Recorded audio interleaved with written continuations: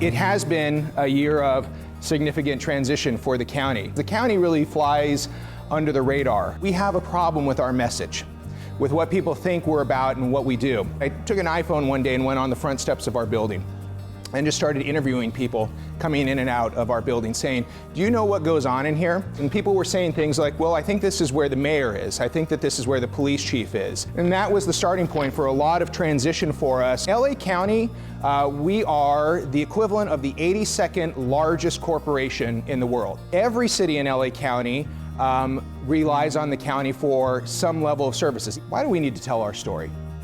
People are going to come into our hospitals, they're going to come into our social services offices, they're going to access county services, they're going to register to vote. Whether we communicate or not about what we're doing to improve the quality of life for our residents. That was really the old style of thinking. Now we have a new tone on our Board of Supervisors where our board members are very interested in actively telling the story, because now you only have a maximum of 12 years to get the job done. But then we also use the annual report as a vehicle to mitigate some of the bad news. When we had the series of storms a couple of weeks ago, huge question about the homeless community in the storm channels. So there was a lot of media critique about what's the county doing to connect with folks. So we turned this around same day. It's not a huge financial investment for the county to try and find ways to change that conversation, which we are, and we've been very successful at it. We have 85% of our MAP, our management performance, the people that are in our management plan, 85% of them in the county are within 5 years of retirement eligibility.